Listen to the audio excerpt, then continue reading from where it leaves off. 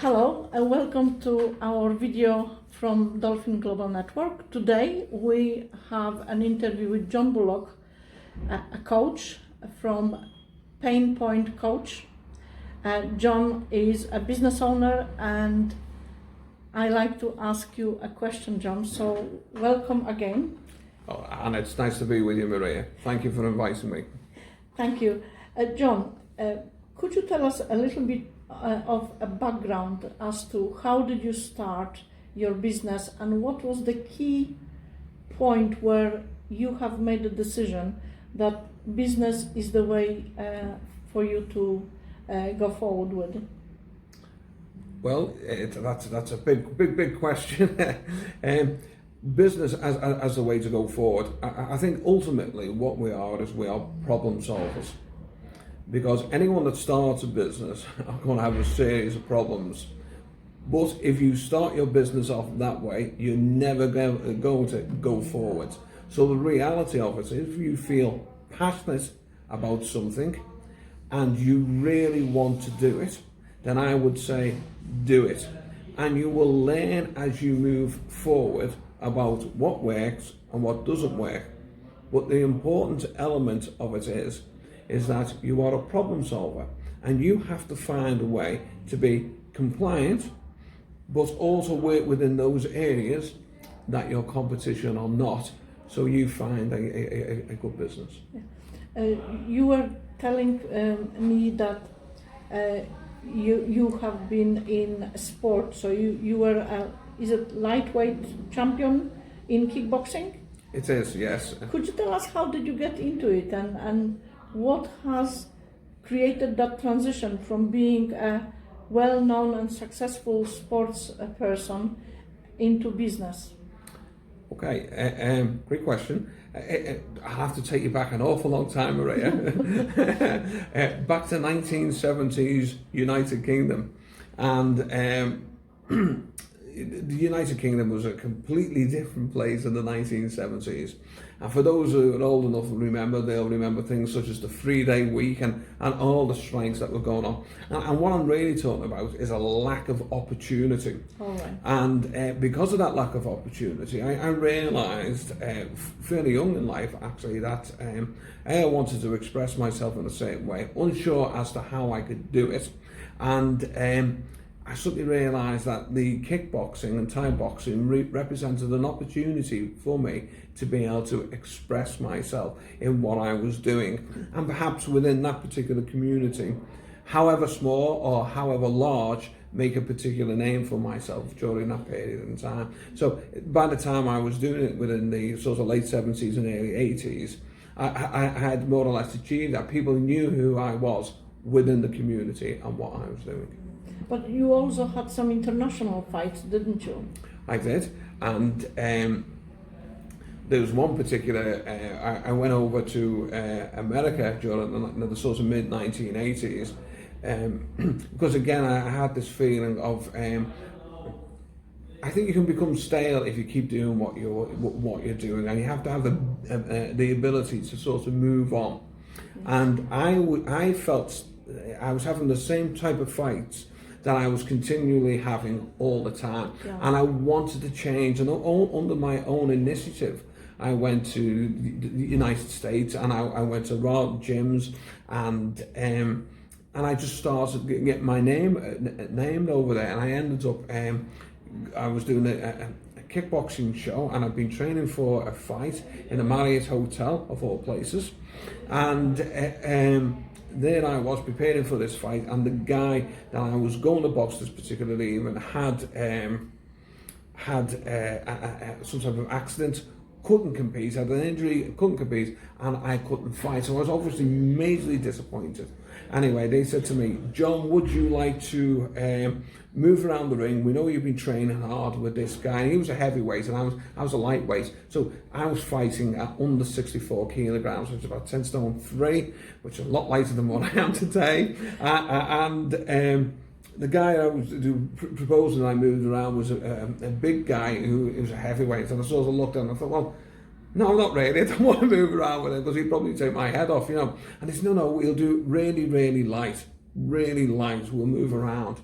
Anyway, as it happened, I agreed. HBO TV was there, and we were moving around. And this guy, I could tell he was really serious. So as he came out, a big heavy jab that was thrown. I knew if he landed these, he was going to really take my head off. Now, there's a difference for those that know between kickboxing and Thai boxing. And at the moment, Thai boxing at that moment in time wasn't really big in the USA. So they weren't used to doing the sorts of leg kicks, the low leg kicks.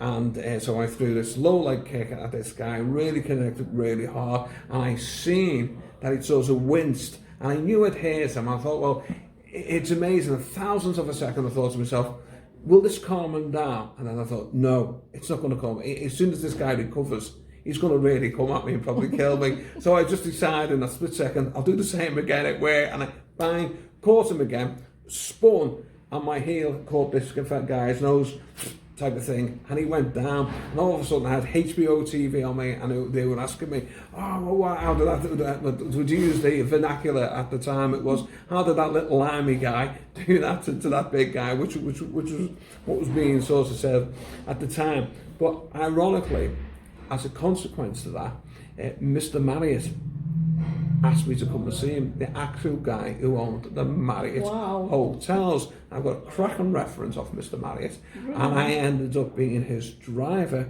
all through the United States, and he knew people from Liverpool because he traded in horses. Fantastic. He traded in horses, Maria, so we've been to Aintree because of the steeplechase there on many occasions, the Grand National being there many occasions, so he knew it really well. Fantastic. And an interesting thing about this, he always told me he never made his money from the hotels. That is amazing. He didn't make his money from them. Where he made his money from was that he realised all the air transportation systems in America used to cater for food.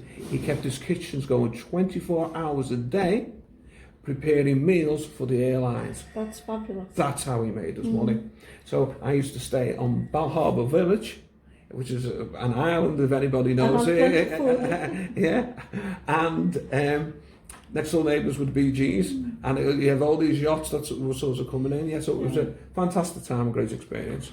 So after your experience in United States, you came back to United Kingdom, and at what point you have made the decision, okay, I'm giving up the sport and I'm going into business? Because the reality of it is, I didn't feel like I was getting any further on. And when I say that, because there was some fantastic kickboxers out there, absolutely brilliant. One of the hardest fights I ever had was a guy against Oliver Harrison. He's from Manchester, or Bolton, and I understand sadly recently passed away, but he was absolutely fantastic. And he and I had this really hard fight with 5-3s, full tie, in Liverpool about 1985 or maybe 1986, and he put me down in the first round, I put him down in the second round, third round, fourth round, he put me down permanently in the fifth round, you know, and the referee wouldn't let me because my eye closed. And I knew, funny enough, we both, after the fight, he said to me, I wouldn't want to fight you again. I was thinking, well, I don't really want to fight you again. So it was really complimentary. It's funny how in a sort of combat situation like that, you can really come and go. So I had a tremendous amount of respect for him.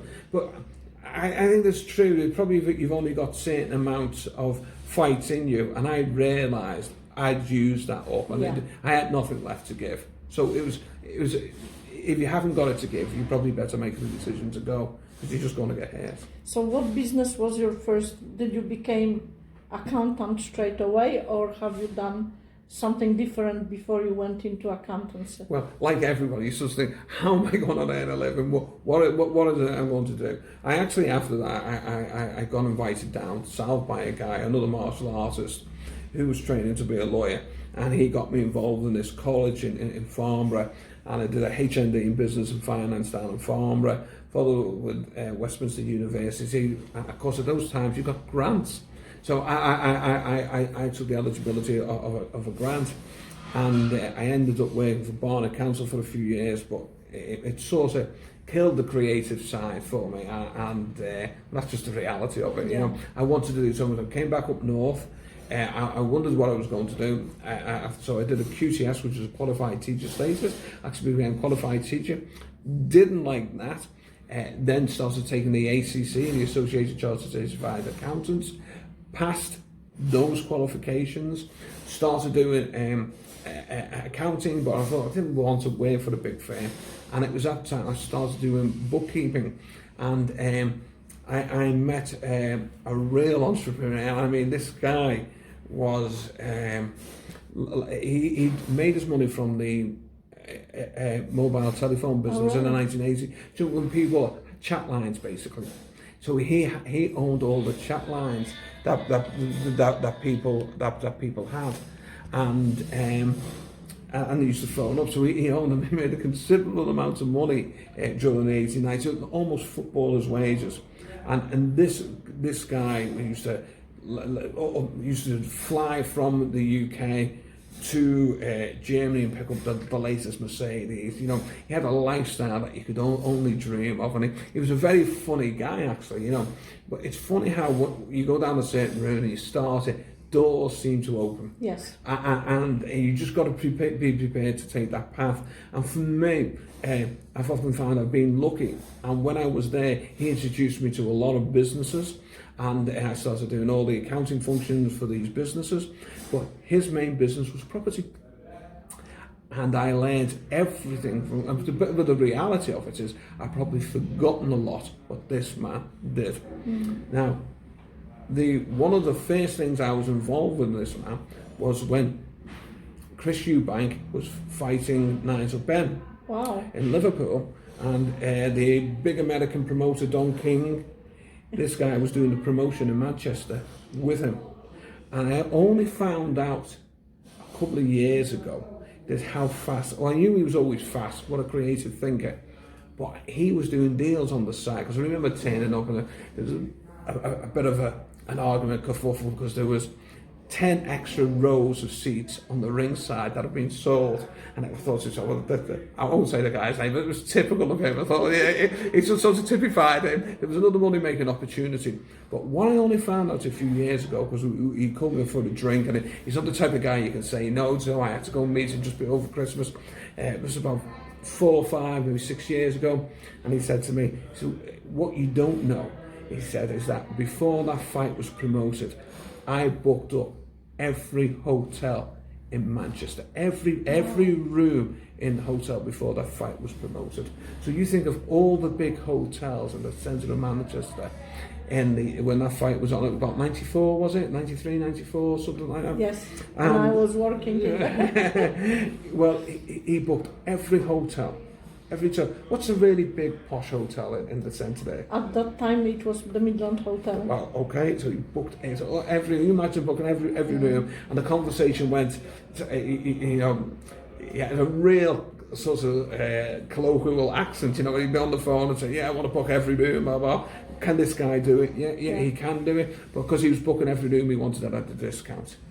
A week later, they promote the fight, and the hotels are screaming at him for the hotel rooms. He sold them back to the hotels, double what he paid for. So he was making money. This man had the ability to make money out of nothing.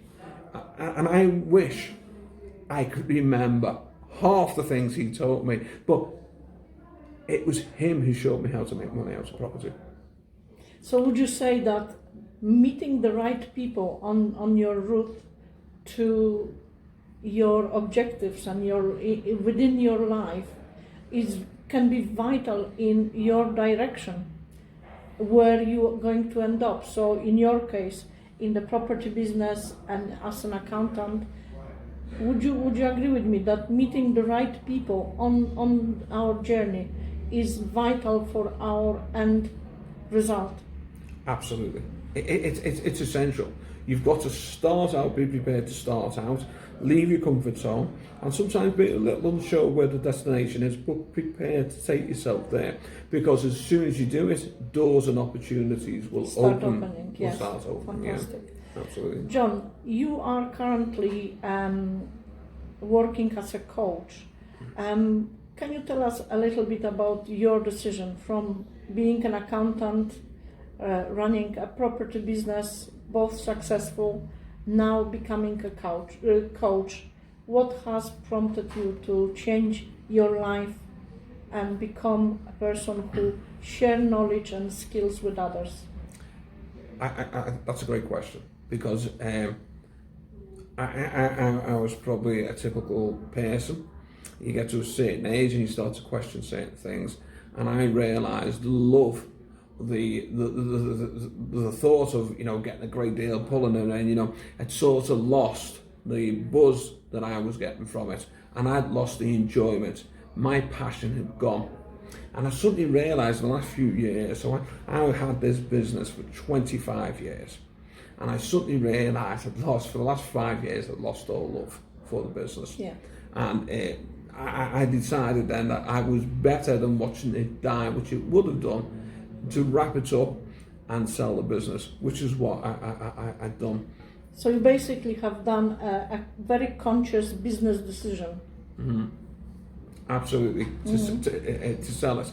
And again, I thought to myself, but you talk about opportunist moments because you decided to go down the same path. I knew I wanted to do something with coaching, but I was looking for my unique selling point, my USP. What can I bring to the market that other people were not? And I was very fortunate. I got a call from a program in the Netherlands called 9-5.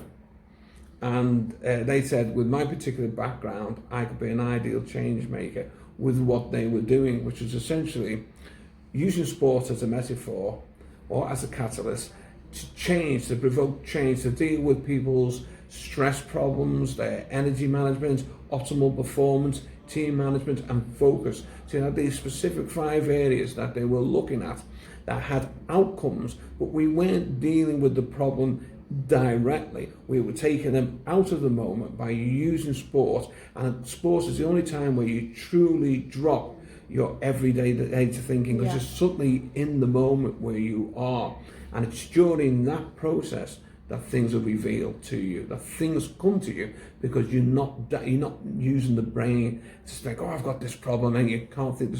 You're forgetting about it. You're letting the subconscious mind really think about it. So you're using your kickboxing skills in your coaching. Absolutely.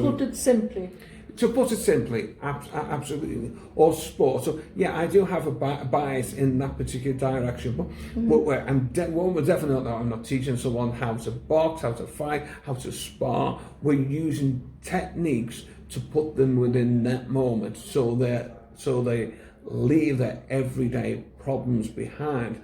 And what we do then, during a period of reflection and recovery, we'll normally have a discussion with regards to the outcome. So how they responded to a stressful situation.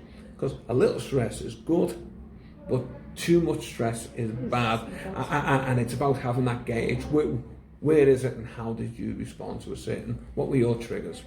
John, just for our viewers, people who will see this video, could you give from yourself an advice to an aspiring entrepreneurs, to people who want to start their own journey as a business owner?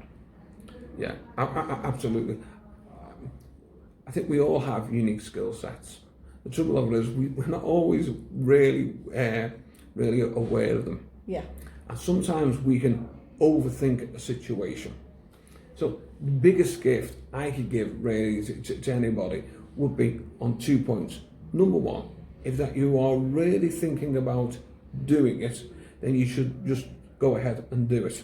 And the second one would be is that don't overthink, because the mind can take you to places really sometimes will not have your best interest in heart, because it's a bit like an insurance backup, isn't it? It's constantly telling you, oh, there's a risk here, you don't need to do it, and you've got, I think some people call it a chimp on your shoulder, don't you? Yes. Constantly nagging away at you. What you've got to do is this: you've got to be prepared to leave your comfort zone, and you need to make rational decisions. You need to be out there in the fresh air and be prepared to go for a good brisk walk. Again, by getting into that moment, you're not overthinking, and just allow the ideas to come, the creative thoughts to come, and you will find your own solutions, and you will be able to step forward.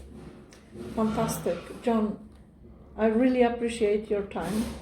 Thank you for talking to us, and we look forward to see you again very soon. And obviously, one more piece of information: John has been very kind to work with us with the Dolphin Global Network, giving his presentation at our meetings.